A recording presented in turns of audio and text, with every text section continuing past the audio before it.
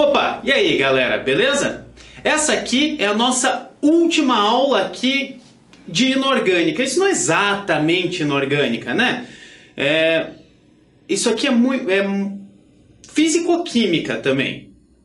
Não é exatamente, apesar... É que eu falo a última de inorgânica porque boa parte das pessoas divide, né? Metade da química é a orgânica e metade é a inorgânica. Não é assim. Vocês sabem que não é assim. É bem diferente, a gente tem várias divisões, mas o que significa que a partir da próxima aula a gente entra na orgânica, que vai ser, né, é um conteúdo bem extenso e tem bastante coisa. Não significa que até aqui era inorgânica, até porque boa parte das moléculas aqui que a gente pode aplicar nessa parte de propriedades coligativas que a gente vai falar hoje, você pode aplicar com moléculas, a gente usa com moléculas orgânicas, tá? Então, eu sei também que vocês já estão vendo aí que essa aula é fora de lugar, né, aparentemente. Pô, tô falando de soluções, a gente falou de soluções lá para trás, por que eu não coloquei junto? Porque a gente precisava de mais alguns conceitos, era bom ter uma boa ideia de ácido, de base, né? Até tem alguma coisa de gases que entra também. A gente resolvi deixar isso aí para o final, tá? Então a aula de hoje é sobre as propriedades coligativas das soluções. Para quem está vindo agora, meu nome é Luiz Eduardo Leotti, beleza? Vamos começar isso aí? Ó, o que é uma propriedade coligativa? Propriedade coligativa são propriedades físicas que ocorrem pela presença de um ou mais solutos. Então vai ser uma propriedade física de... Como a gente está falando de solução, a gente vai estar falando provavelmente de uma propriedade física de um líquido que vai estar sendo alterada pela adição de soluto, colocando coisa ali dentro. Tá? O que é importante a gente saber para propriedades coligativas? Que ela depende exclusivamente do número de partículas. Não importa o que sejam essas partículas. Não importa se é ácido, se é base, se a gente está colocando sal, se a gente está colocando composto iônico, composto molecular. Importa é o número de partículas. Independe da natureza. Não tem... Aí, só vai depender do quanto tiver coisa ali dentro. Como se fosse... são propriedades que dependem do espaço ocupado, podemos pensar assim. Então, só depende de quanto espaço vai ocupar. Elas são 4. A tonoscopia, ebullioscopia, crioscopia e osmoscopia. Tá? Todas elas você pode encontrar como metria também, em vez dos do copia. Tonometria, ebuliometria, criometria ou osmometria. Você pode encontrar por aí também. Eu prefiro como copia. Mas tanto faz. Tá? Então o que é? Depende do número de partículas. Mas o que é partícula? Partícula, né? A definição de partícula é elemento muito pequeno. Você vai ver lá na física, quando você está considerando como partícula alguma coisa, significa que você não está medindo as extensões do corpo. Então é isso mesmo, a gente vai trabalhar com os elementos muito pequenos. É a menor parte em que essa matéria aqui, essas substâncias se encontram. A gente vai trabalhar com os átomos, com os elétrons, com os prótons. Não, né? A gente vai trabalhar com a menor parte que eles se encontram naturalmente. Então, a gente já vai dar uma olhada certinho aqui, né? Isso é a definição para a química. Menor porção na qual o elemento vai se apresentar para a gente. O elemento, no caso aqui, substância, não elemento químico, tá? Elemento como definição dicionário, não como definição química, né? Que a gente vai pensar no elemento químico. Né? Por exemplo, para uma substância molecular... Né, que é uma substância em que a gente está fazendo uma molécula mesmo, que é uma substância que faz ligações covalentes. Quando a gente adiciona na água, ela não vai se dissolver, ela vai ficar inteira. Já numa ligação, uma molécula iônica, né, que sofre ligações iônicas, ela vai se dissociar ou se ionizar na água. Então a gente vai ter, então ela não vai ser a molécula inteira ali, não vai ser o composto iônico inteiro a nossa partícula. Você tem NaCl, o que vai acontecer? Você coloca ele Na água ele vai virar Na+, e Cl-. A cada 1 mol de NaCl, a gente tem 2 mols de partículas. 1 mol de Na+, e 1 mol de Cl-. Tá? Como que a gente calcula o número de partículas? Bom, a gente calcula pelo número de Avogadro lá, né? A cada 1 mol são 6,02 vezes 10 a 23 partículas a cada 1 mol de uma substância. A cada 1 mol de uma substância vão ser sempre 6,02 vezes 10 a 23 partículas? Não, né? Cada 1 mol de substância iônica. Iônica, substância molecular. Desculpa, a cada 1 mol de composto molecular. Para substâncias moleculares, o número de partículas é igual ao número de mols de substância dissolvida.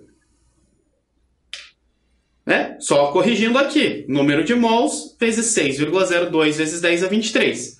Isso aqui para uma substância molecular. Para a substância iônica, o número de partículas não é só isso, né? Ele vai depender de como é a dissociação ou ionização. Já comentei. Se for NaCl, né? Ele vai formar Na+, mais Cl-. A cada 1 mol de NaCl, a gente tem 1 mol de Na e 1 mol de Cl. Então, a cada 1 mol de NaCl, 1 mol de cloreto de sódio, a gente vai ter 2 mols de partícula em solução. E se eu tiver CaCl2, isso dá Ca2+, mais 2Cl-. Vão ser 2 mols também? Não, vão ser 3. 1 de Ca e 2 de Cl. Por isso que é importante a gente ver como que é essa dissociação ou essa ionização, para a gente ver a quantidade de partículas. Beleza? Que mais que pode fazer? Que mais que pode se dissociar ou ionizar? Isso aí, ó. Quando a gente estiver falando de ácido ou base, tem que tomar cuidado. Por que tem que tomar cuidado? De um ácido muito forte, HCl, a gente até pode considerar, né? Que HCl se dissocia totalmente, vai formar H+, mais Cl-. Então, 1 mol de NaCl geraria 1 mol de H+, e 1 mol de Cl-. Mas se estiver falando de um ácido fraco, por exemplo, um ácido, vou colocar um ácido genérico aqui assim, HA, e que eu digo que o alfa dele, ó, ele vai depender do alfa, o coeficiente de ionização. Vou falar que o alfa dele é 20%.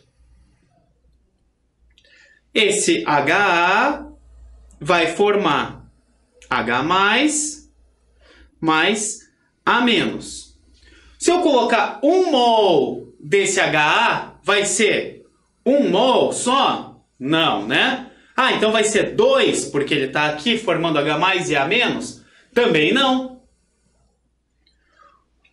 Ó, em 1 mol disso aí, deixa eu apagar esse HCl que está ocupando muito espaço aqui. Apaga. Então tá. Eu tenho 1 mol de HA. O que isso significa? Com alfa 20%. Significa que 20% dele ioniza e 80% não ioniza. Então, em 1 mol de HA, eu vou ter, na verdade, 0,8 mols. 0,8 mol ainda vai estar na forma de HA. E os outros 0,2 mol? Né, os outros 20%. Esse 0,2 mol de HA produz quanto? Se a gente consome 0,2 mol de HA, vai formar 0,2 de H+, mais 0,2 de A-. Então, em 1 mol de HA eu tenho 0,8 mol, que ainda está na forma de HA, mais 0,2 mol na forma de H+, mais 0,2 mol na forma de A-. 0,2 mais 0,8 dá 1, mais 0,2 dá 1,2. Então, o total vai ser 1,2 mol de soluto nessa solução. Beleza? Viu que depende aqui. Eu sei que foi uma bagunça essa conta que eu fiz, né? A organização aqui. Mas veja que vai depender do alfa. Você vai ver ali no alfa quantos por cento desse ácido está ionizado, quantos não está ionizado. O que não tiver ionizado, né, você vai lá, multiplica e vai ficar... Né, se 40% dele não ionizou, ele já seria um ácido forte, mas não tem problema. Né? Você vai ver lá, se o alfa é 60%, 40% não ionizou. Se 40% não ionizou, você vai ver lá quanto que é 40% do quanto você colocou. Você tem ainda aquele número de moléculas de ácido. Os outros 60% você vai ver certinho quantos H+ forma, quantos ânions vai formar, para fazer isso aí também. Para ver certinho o número de mols. Então é bem importante ter cuidado com isso aí. Para um ácido, para uma base, exatamente a mesma coisa, né? Para um ácido e para uma base, ele não vai funcionar nem como uma substância molecular, que é exatamente o quanto você colocar, e nem como uma substância iônica, que é só ver como é a dissociação e multiplicar ali. Né? Você vai ter que ver certinho como que esse alfa está agindo. Então chega dessas definições de enrolação e vamos falar das 4 propriedades. Primeiro, a tonoscopia. Né? A gente vai precisar de mais um pouquinho, de mais algumas definições para ver essa aqui. Tonoscopia é o abaixamento da pressão de vapor de um líquido provocado pela presença de partículas de soluto não volátil. Tá? A gente sempre vai falar de soluto não volátil aqui. Né? Aquele soluto que vai permanecer ali, ele não vai escapar da solução. Então, tonoscopia aqui é quanto, ele está dizendo que quanto mais partículas de soluto, não importa qual é o soluto, podem ser vários solutos misturados, que nem a gente viu ali no caso de um composto iônico, que ele separa em dois solutos diferentes, né? Ou você pode inclusive adicionar 5 sais diferentes, não tem problema. Mas o que importa é o número de partículas independente de qual soluto seja. Isso é o importante de lembrar. Então vai ser o abaixamento da pressão de vapor pela presença de partículas de soluto. Quanto mais soluto tiver, menor é a pressão de vapor. Mas peraí, o que é pressão de vapor? Pressão de vapor é assim. A gente tem um líquido, por exemplo, vamos pegar uma garrafinha de água, tá? Deixa ela fechada. Deixa ela dias fechada ali. O que você tem dentro da garrafinha? Digamos que ela esteja pela metade. Você tem dentro da garrafinha, você tem o líquido e em cima você tem um espaço, né, que é o ar. Não é vácuo, né? Você não tirou todo o ar dali, tem o ar. E nesse ar tem vapor de água? Tem, né? Só que ali a garrafinha, quando ela está fechada, ela está em equilíbrio. É um equilíbrio dinâmico que a gente chama. Vai ter partículas de água virando vapor, partículas de vapor virando água e está constante. Por isso que mantém esse nível constante. Quando você abre a garrafinha e deixa ela aberta durante dias, você vai ver que a água vai evaporando aos poucos e vai diminuindo a quantidade de água. Tá? Porque vai ter água ali que está evaporando, né? O mesmo princípio lá da roupa no varal. Você não está chegando a 100 graus no ponto de ebulição da água para você secar a tua roupa que está no varal. Não, né? Ela vai, aos poucos, a água vai evaporando. Isso tudo depende da pressão de vapor. Na verdade, não é exatamente que depende da pressão de vapor. A pressão de vapor é a pressão que o vapor da substância, que a substância na forma vapor, faz em cima da substância na forma líquida. Tá, e o que significa isso aí? Por quê? Na verdade, isso aí a gente usa como uma medida, né? É a pressão aqui que ela faz em equilíbrio dinâmico, enquanto ela está uma parte evaporando e uma parte condensando de volta. Sempre vai depender da natureza, da substância e da temperatura. Mas isso aí, na verdade, a gente usa como uma medida da tendência de evaporação de um líquido. Quanto maior a pressão que o vapor está fazendo ali em cima do líquido, maior é a tendência dele ir evaporando aos poucos. E o que é evaporar? Como é que funciona esse evaporar de verdade? A gente sabe que as moléculas do líquido ali, do nosso solvente, elas estão em movimento, bem rápido. E elas estão tentando escapar, né? Mas sabe que elas estão ali, elas têm contato uma com as outras, têm ligação intermolecular ali, mas elas estão bem mais livres do que no sólido, em movimento. E algumas estão em velocidade maior que as outras, uma energia cinética maior. Algumas delas conseguem romper a barreira que tem ali em cima, que a gente chama de tensão superficial. Né? Quando elas rompem essa barreira, elas se libertam do líquido e evaporam. Tá? Então elas vão estar sempre em movimento. Algumas adquirem essa energia para romper a tensão superficial e escapar do líquido e evaporar. Isso é evaporar. Só para a gente ter uma noçãozinha aqui de leve, né, eu falei que romper tensão superficial. Essa tensão superficial é um conceito físico, tá? É um efeito físico que vai sempre ocorrer na interface, bem ali na superfície em que você que tem ali a divisa ali, na interface entre um líquido e um gás. O que acontece? Isso aí acontece devido às forças intermoleculares, mas devido a uma irregularidade ali nas forças intermoleculares. Bem na superfície, né, você tem uma camadinha pequena de partículas ali, de moléculas, que não estão sofrendo força vindo de cima. Só tem força puxando para baixo, e daí numa irregularidade ali na força resultante, ele acaba formando uma camada que é como se fosse um microfilme ou uma membrana que mantém as moléculas para baixo. Isso aí explica vários fenômenos físicos, né? Por que você vai ver insetos, às vezes você consegue ver insetos flutuando na água, assim como se fosse andando na superfície da água. É por aí.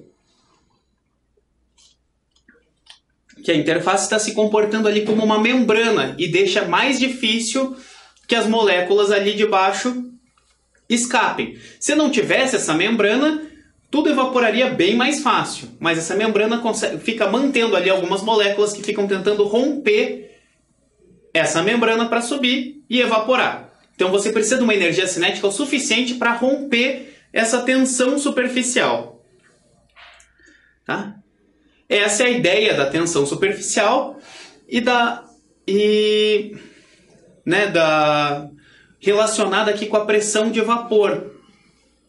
Que a pressão de vapor vai ser a tendência que você tenha de moléculas passarem por ali. Quando que um líquido entra em ebulição? O líquido entra em ebulição, a gente pensa, quando chega no ponto de ebulição. Mas o que depende?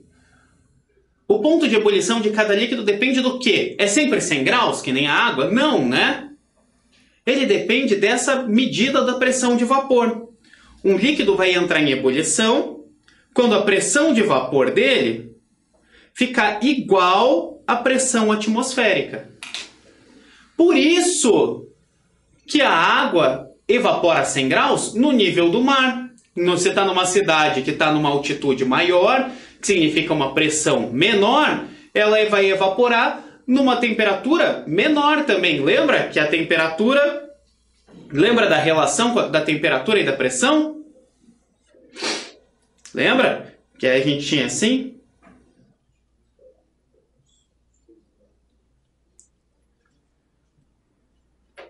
Então, se você diminui a pressão, você está diminuindo a temperatura também. Essa é a ideia. É por isso que a água evapora em temperaturas diferentes. É por isso que a gente usa panela de pressão para cozinhar. Você está aumentando a pressão dentro da panela, você está aumentando ali, você está aumentando a pressão dentro da panela, você está aumentando também a pressão ambiente ali. Você vai aumentar a temperatura de ebulição da água. Você aumentando a pressão ali dentro, aumenta a temperatura de ebulição da água. Tá. Um monte de coisa. Então, o que a gente estava falando mesmo? Tonoscopia. Tonoscopia significa que a pressão de vapor... Como que era mesmo? Lembra lá para trás?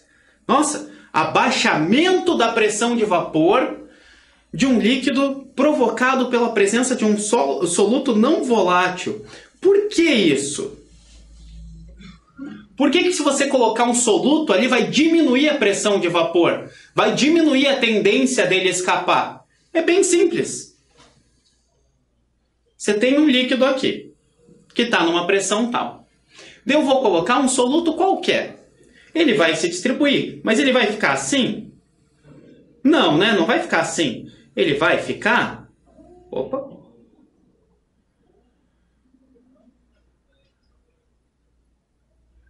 Ele vai se distribuir, né, homogeneamente. Vai fazer ali. Só que, se ele se distribui homogeneamente, significa que ele também está distribuído bem aqui na superfície.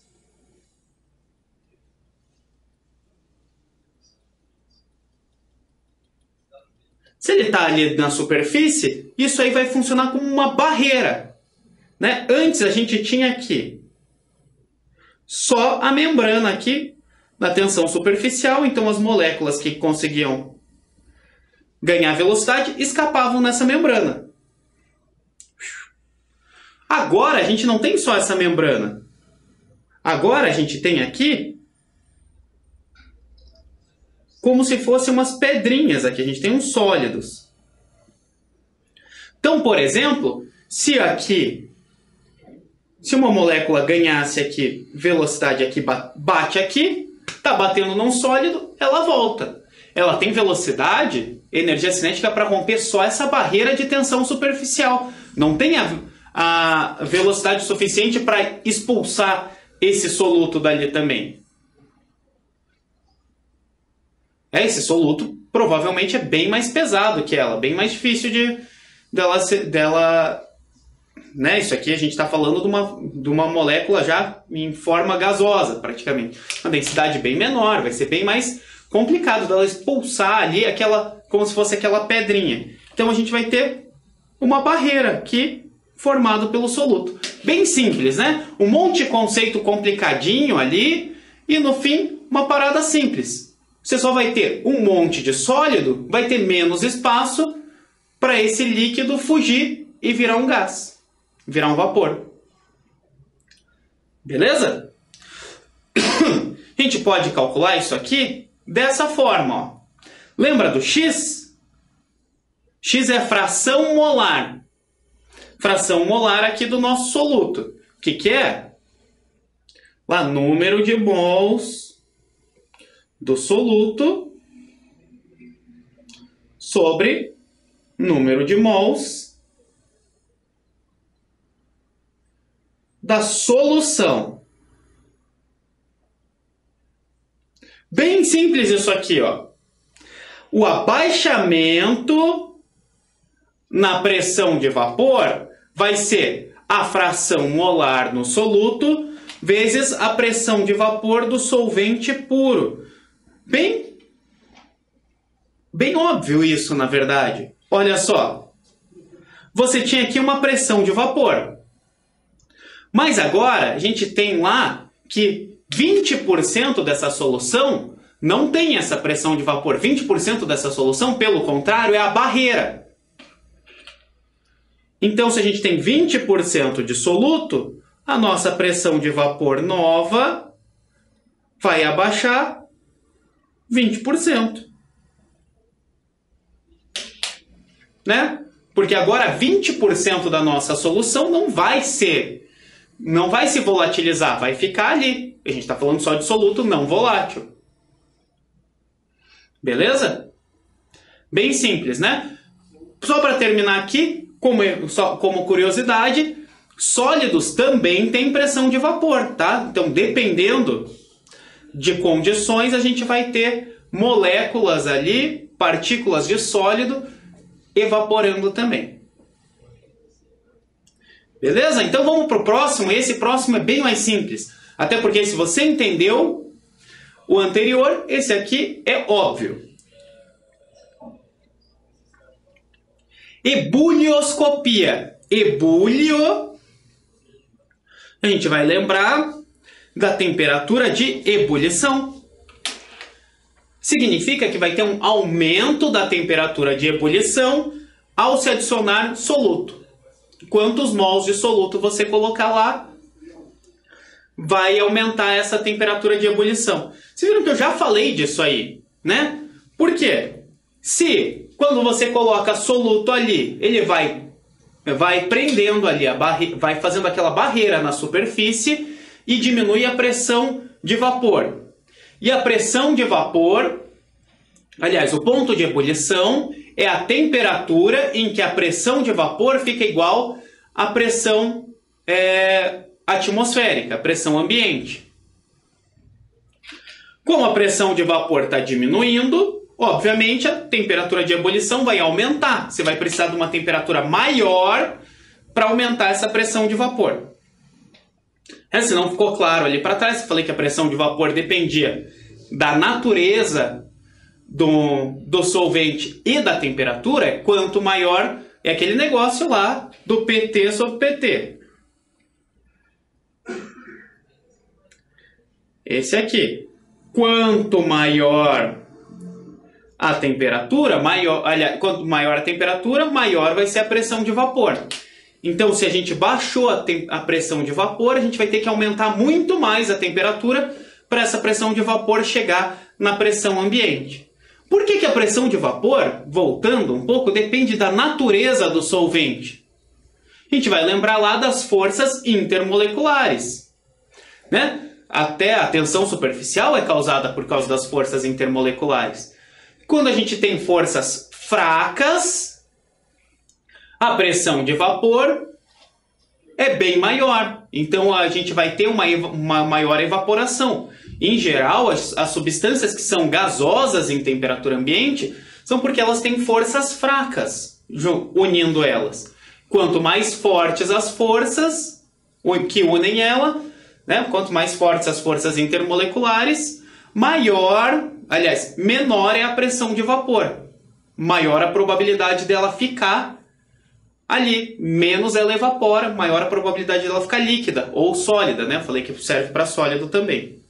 Então, voltando para a ebulioscopia, a gente vai ter um aumento da temperatura de ebulição ao se adicionar soluto. Por quê? Porque a gente vai estar aumentando a pressão, vai estar diminuindo a pressão de vapor. Com isso, você vai precisar aumentar ainda mais a temperatura para que essa pressão de vapor fique igual à pressão atmosférica. Ou a pressão do recipiente que você tiver, né? É no caso da panela de pressão. A gente calcula, a continha que tem para fazer aqui é com a constante ebulioscópica, que às vezes você consegue calcular e você também, ou às vezes algum exercício pode te dar. O que é uma constante ebulioscópica? É uma constante que vai medir essa ebulioscopia, óbvio, né? O que é isso?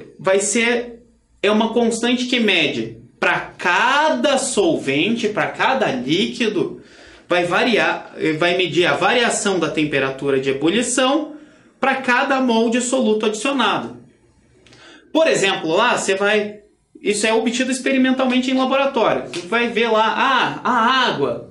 Daí se eu adicionar 1 mol de NaCl, a temperatura de ebulição sobe 0,8 graus. Se eu adicionar 2 mols, vai subir 1,6. Se eu adicionar 3 mols, vai subir 2,4. Eu não tenho certeza desses valores, né? Só estou chutando. Então, se a cada mol de partículas, lembra que independe do que você está adicionando, é o número de partículas, se cada mol vai subir 0,8, essa temperatura de ebulição, então essa é a constante ebulioscópica da água. Seria 0,8 graus Celsius por mol de soluto. Tranquilo isso aqui, né?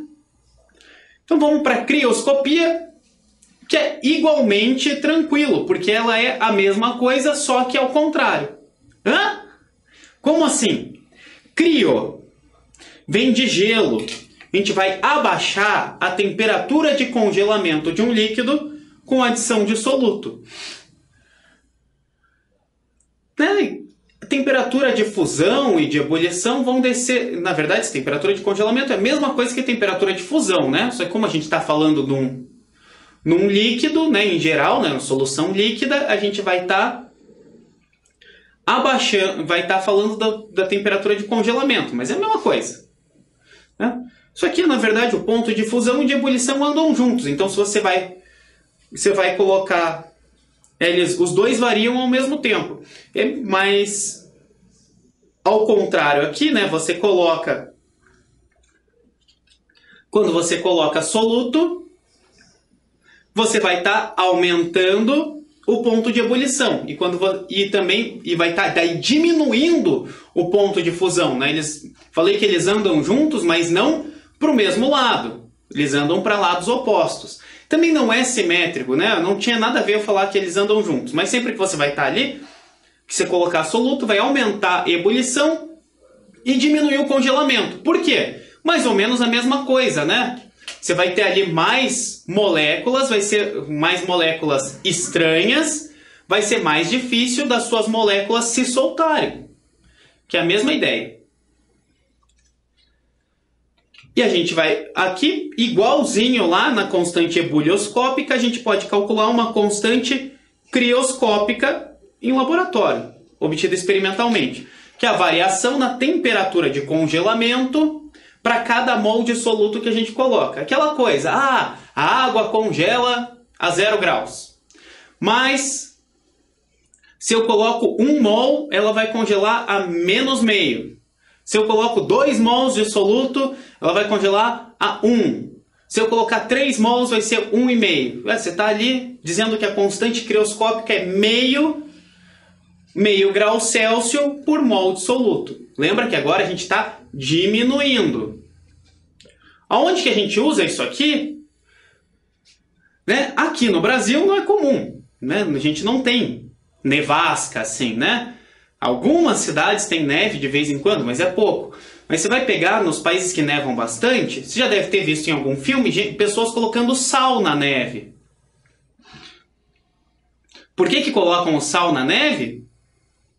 Para baixar a temperatura de congelamento.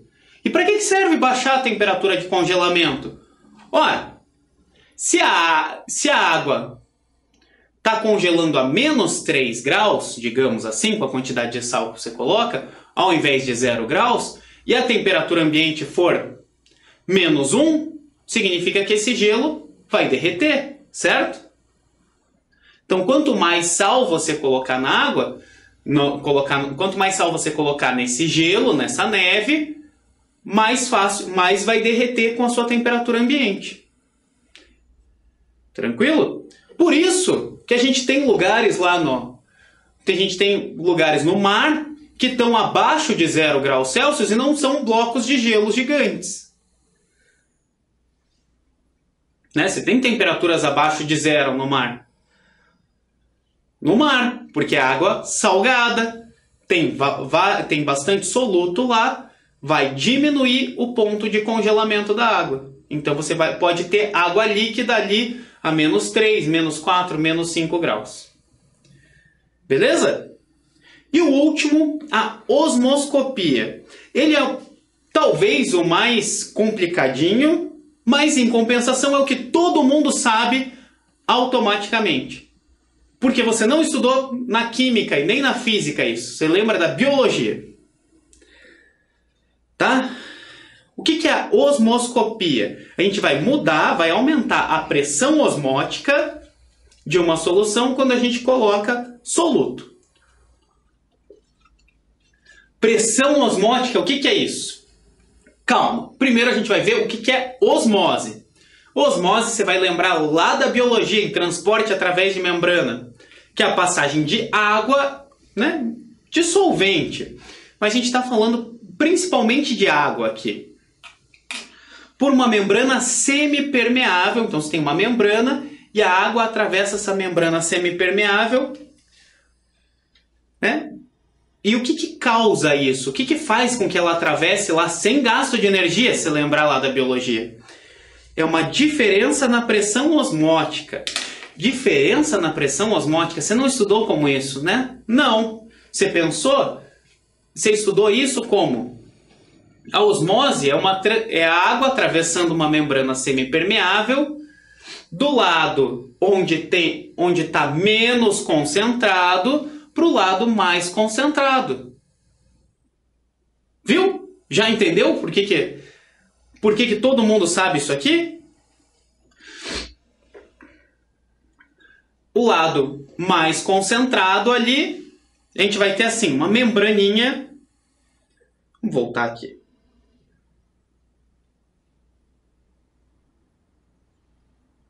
Você tem uma membrana aqui, separando esse líquido.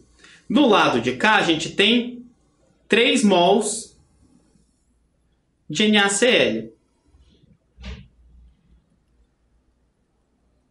Do lado de cá, tem 1 mol de NaCl. Esse lado de cá, o lado que está mais concentrado, vai exercer uma pressão osmótica, vai puxar esse líquido para ele. E a gente vai ter a transferência de líquido. O NaCl não passa pela membrana, só a água. Por isso que daí depois a gente vai ter algo no mesmo recipiente, apesar de eu ter desenhado menor, por causa do meu espaço aqui. Não vai estar assim. Espera aí, deixa eu...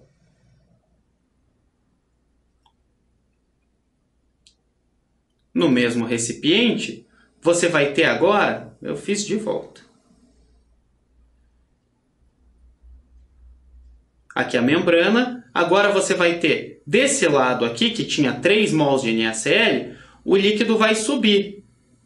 E do outro vai descer, né?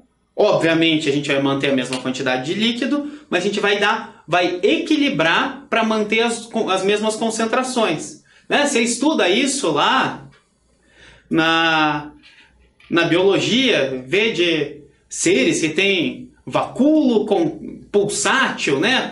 Para manter a quantidade de água, porque bicho de água doce ele é mais concentrado, daí a água entra nele, os de água salgada perdem água. Isso aí, pressão osmótica. Todo mundo sabe que a água vai passar sempre do menos concentrado para o mais concentrado, para tentar manter as duas concentrações iguais. É a pressão osmótica que faz isso. Obviamente, quanto mais soluto você coloca, mais concentrado fica, maior a pressão osmótica, mais a água vai ser puxada.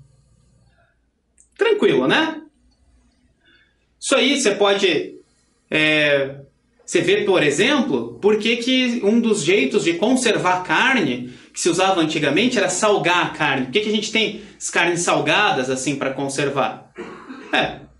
É bem simples, na verdade. Se você enche de sal ali, você está deixando bem concentrado. Né? Você está deixando esse teu meio em volta ali bem concentrado. O que acontece? Ele vai roubar, a pressão osmótica vai ficar maior, ele vai roubar a água que tiver presente no começo, no seu próprio meio ali,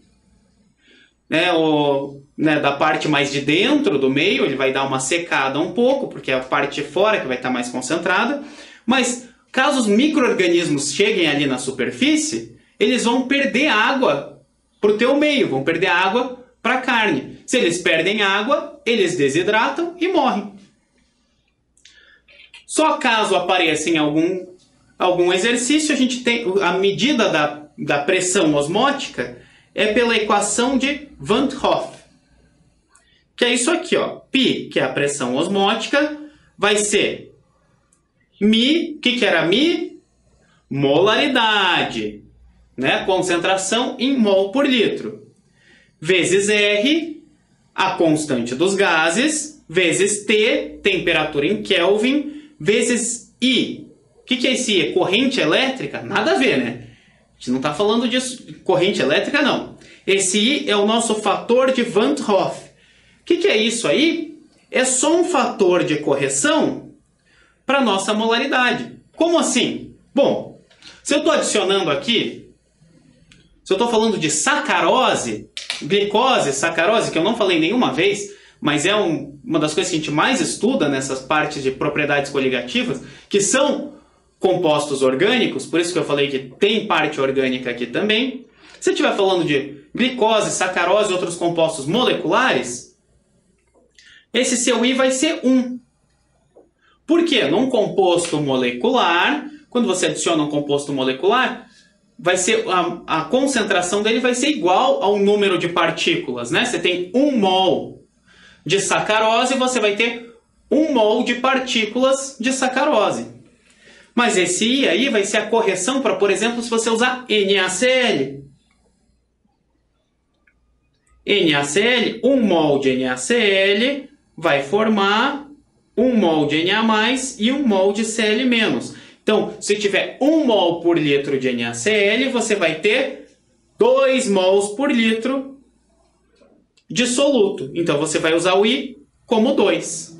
Ah, se você tiver algo que forme 3 mols de íons, você usa 3. Se forma 7 mols, usa 7. Beleza? É só um fator de correção ali para a molaridade.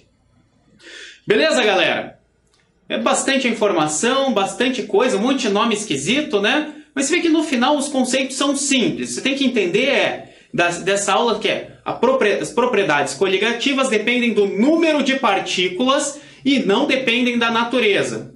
E nem o que é essa parte, né? Não depende se é um íon, se você está... Quando eu falo da natureza, não depende se é um íon, se é a molécula inteira, o tipo de ligação, só importa o número de partículas e desde que essas partículas não sejam voláteis. Beleza? Estudar ali, dar uma olhadinha nas 4 e ver como é que relaciona a pressão de vapor, o ponto de ebulição, o ponto de congelamento e a pressão osmótica com a adição de soluto. Tá? O resto foi só para dar uma colorida, dar uma entendida melhor no assunto. Beleza, galera? Então é isso aí. Dúvidas, entra lá no site da Cultive, vai estudando, tenta resolver exercícios. Mais pra frente a gente vai ter mais aulas de exercício. Vamos ver se a gente acha uns exercícios bons dessa parte também, para dar uma olhada. Mas vocês vão ver que os cálculos, na verdade, são bem simples. Viram que as equaçõezinhas ali são bem simples, né? Então, obrigado pela atenção, galera, e até a próxima. Fui!